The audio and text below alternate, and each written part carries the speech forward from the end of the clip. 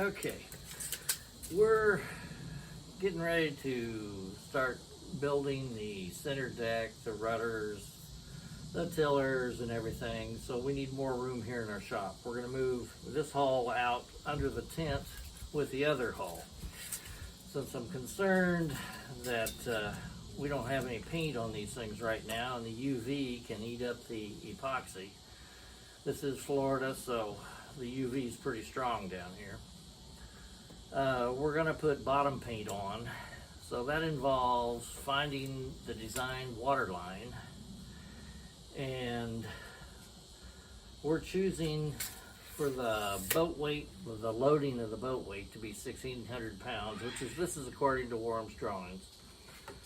And he gives us some, yeah, okay, that's good. He gives us some distances from the top of the deck right here up the stem. Well, that's an angle and everything. And the method we're going to do to mark the water line is this string at either end. This end is 1 foot 10. Yeah, 1 foot 10, and the other end is 1 foot 5.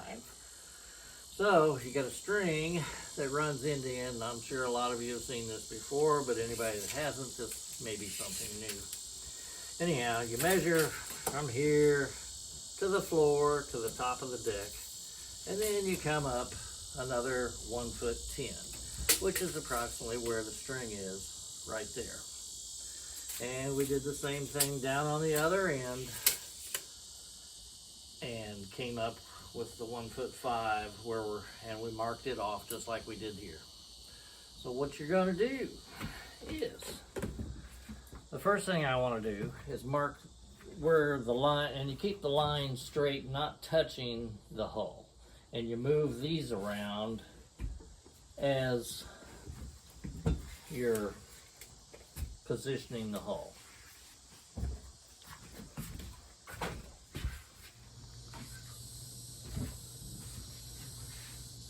Okay, walk back down.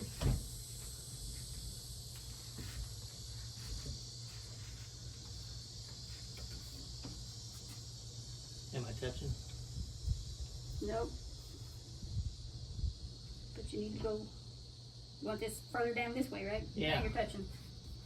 Okay, then I'll knock it out. All right. So you're getting that? Yeah.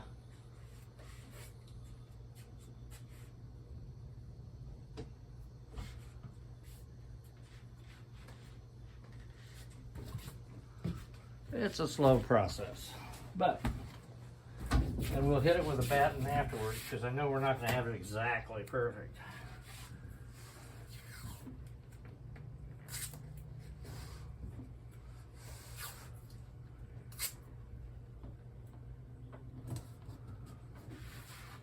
Okay.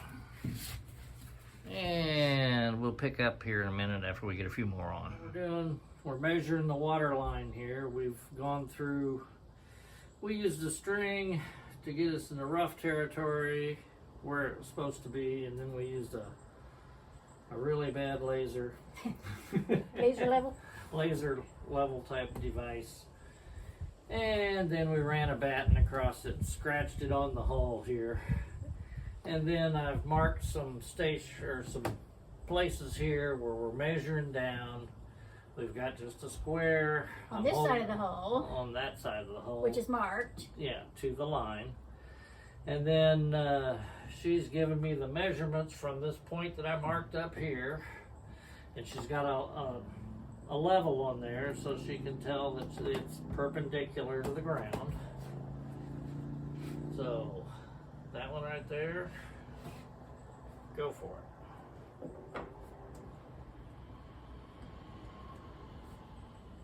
So at least we're ending up with the same measurements on each side, and we'll run a batten down this side and scratch it on as well. So hopefully the water lines will be the same.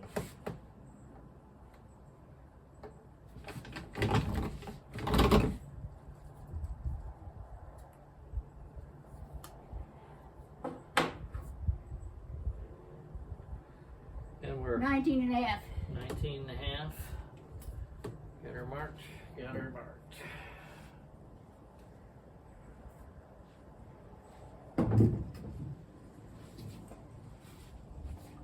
All good. There's a little curvature to this hull, so we got a little block of wood. Alright. Oh, I disappeared behind here. 19 and a half. And moving right on. Next one.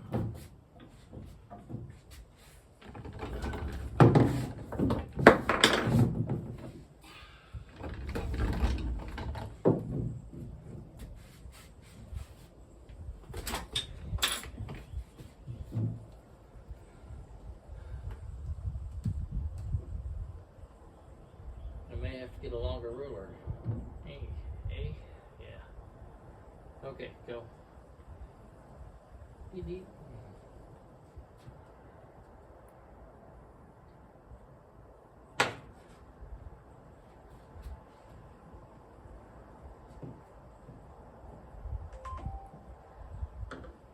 Putting the mark on here where it's level up here, and you got it.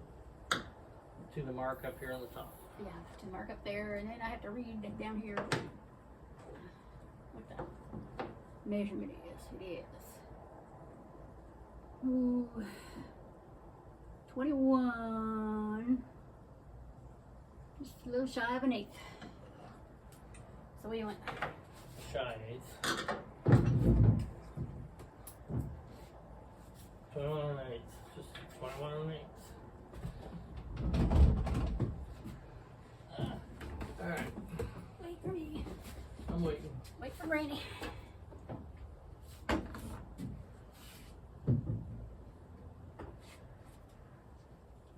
Move right along. Next. And I'm sure they got the idea. So it's probably enough video.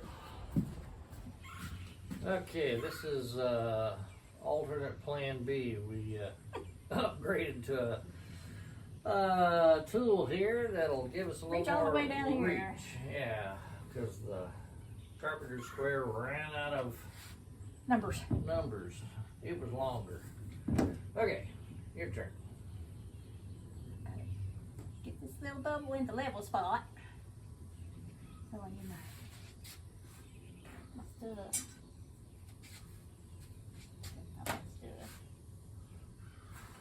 Somebody stole my. Oh no, she's lost her tools.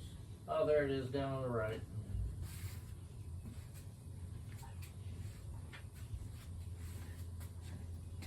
Scratcher. Don't you threaten that camera with that pokey thing.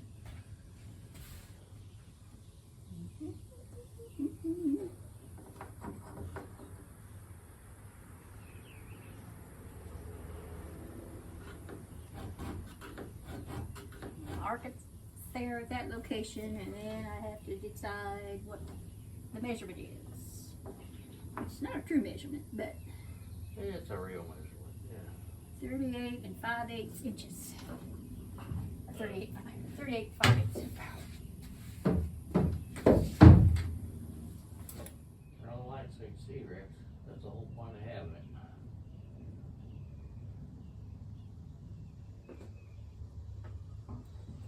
$38 and 5/8, you say? Yes. Let's see, those need to come down just slightly.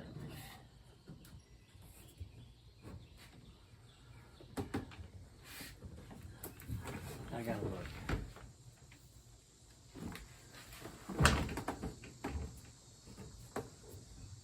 Alright, let's.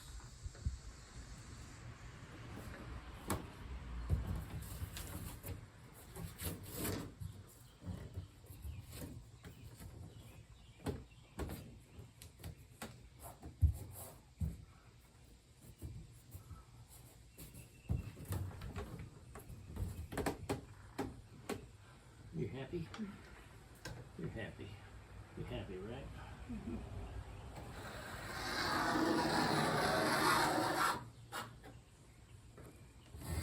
Ow, right over my finger. Nice lump.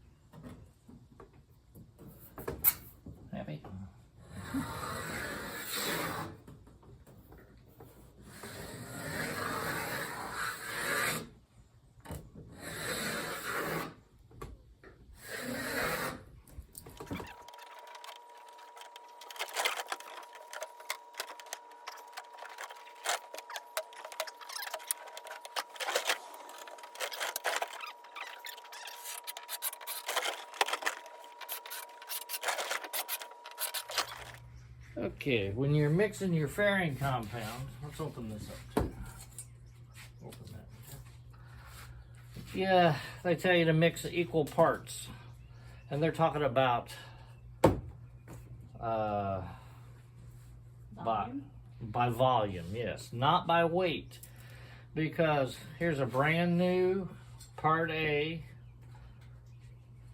and it says 853. A minute ago it was 854. How about that?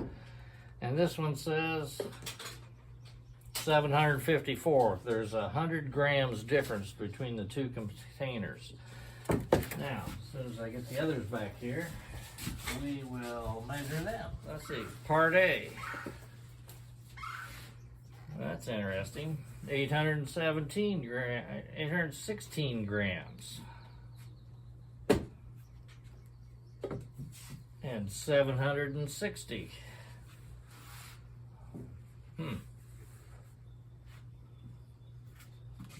So I wonder what that is in ounces. Let's go to, let's see, it's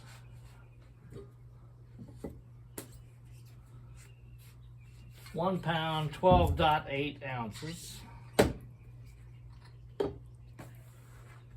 1 pound, 10.8 ounces. Here's part A. 1 pound, 14.1 ounces.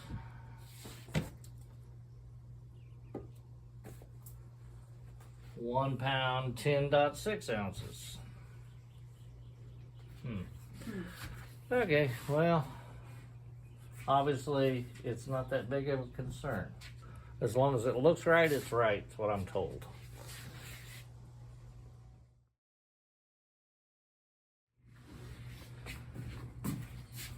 The reason this is a concern to me is we're used to measuring the weight of our epoxy when we're mixing it. One pump of our epoxy, the resin is usually around 30 grams, and one pump of the hardener is like 29. So we know that when we're mixing it, if we lose count during the pumping stage or whatever, we measure all the resin first. And so if I'm doing 4 pumps of resin, ours is a 2-to-1 mixture. You should see 4 times 30 is 120, and then 2 pumps of hardener for another 58, give or take. And if it's within a gram or two, it's no big deal, in my opinion. But so 4 pumps, let's see, whatever that comes out to, 178, is that right? That's right. So anyhow, this is obviously less critical.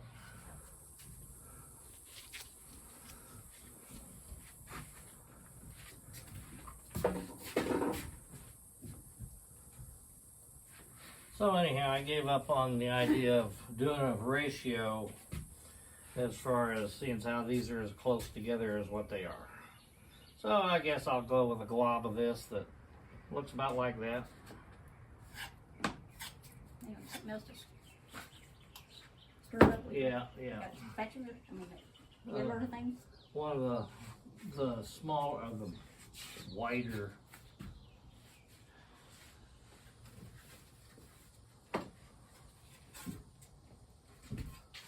Yeah, they don't look the same to me.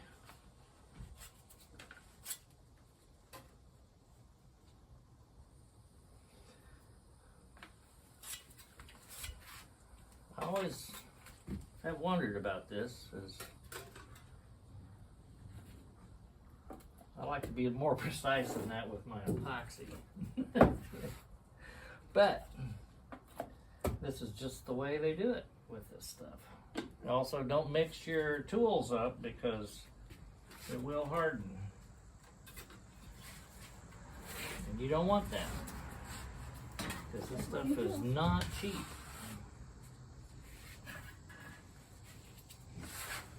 This is the first time I've ever used this. I hope that's clear. is turning green. I guess all those color charts were right all these years. And it's blue and yellow and you get green.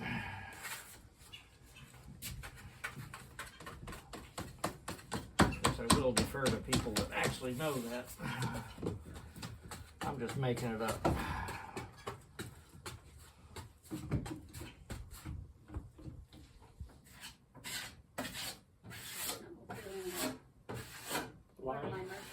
I'm trying this set.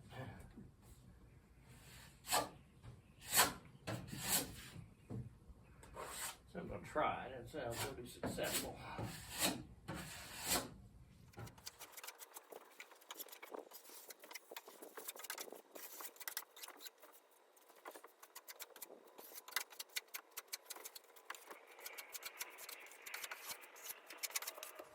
Okay, little girl, come here.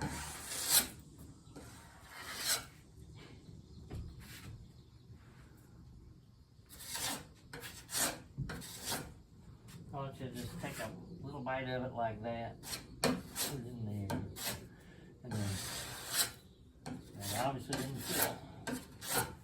I'm going to get the squeegee and see whether it makes a difference, okay? There. Oh, you're probably going to use this side of the tool. Left-handed, right-handed.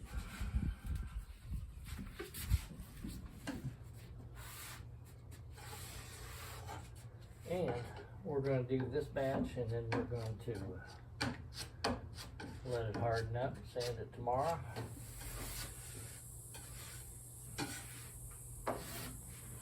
It does go on smooth, I will say that, and smooths out pretty good.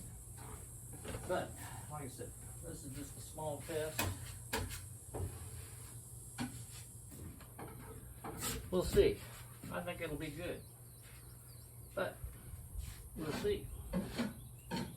Well, the fairing compound dried overnight, cured overnight, I should say.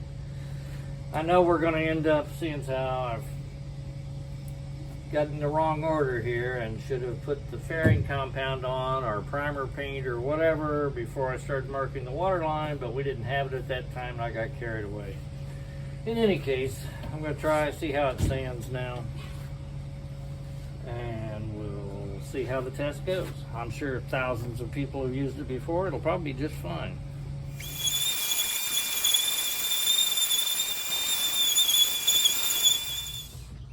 Well, I think this is going to come as a revelation to everybody, but this product performs just like they say it would. You put it on, it spares out the rough spots, you sand it off, comes out smooth. And just like when you're filling nail and screw holes, it takes a second coat or whatever. So I think this stuff's going to work out fine, just like they advertise it to do. So, but like I said, this is the first time I've ever used it, and I wanted to start off slow. Anything to add? Nope. Nope. Okay, we ain't adding anything else. That's it. So long. Okay, yesterday I didn't really show a close-up of this stuff, but anyhow, the resin is the part A, and it's that color. And the hardener is the part B, and it's that color.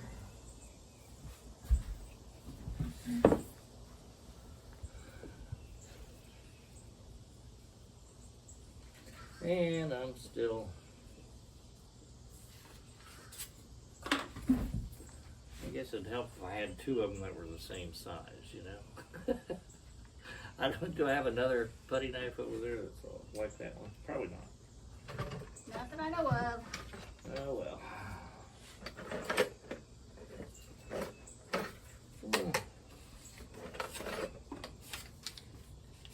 Yeah, that looks great. Two plastic ones are about the same size. Yeah, too late. I'm happy now. Okay, close it back up. And mix thoroughly. And all mixed up. It's that color. of green.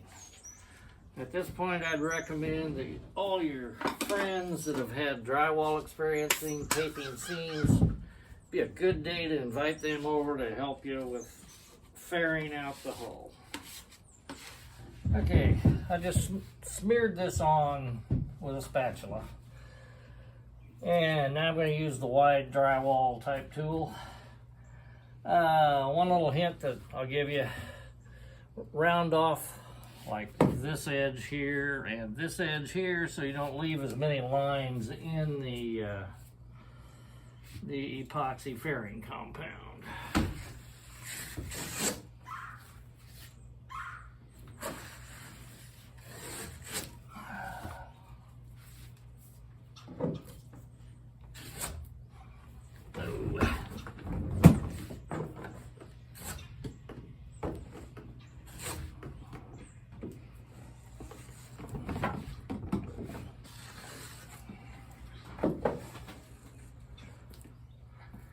And every time that you get a new batch to put on here, clean this trowel here because it leaves little things in it that are not conducive to a smooth finish.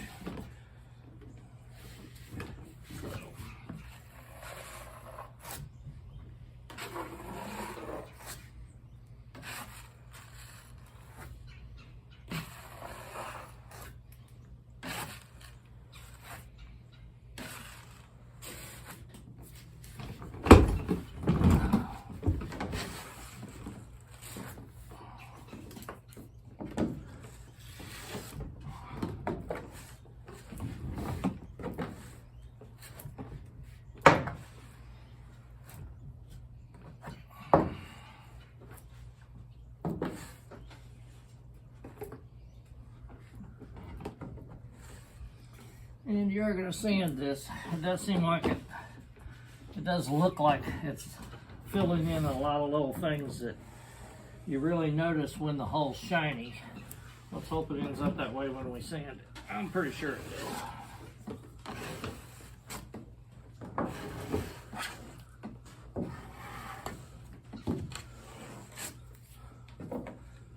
And don't overwork it like I'm doing right now.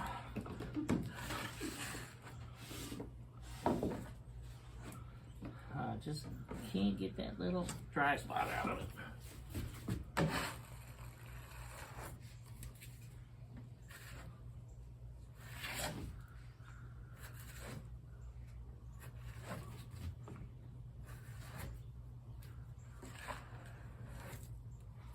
That's it. Oh, then you knock a hole in it. Cool.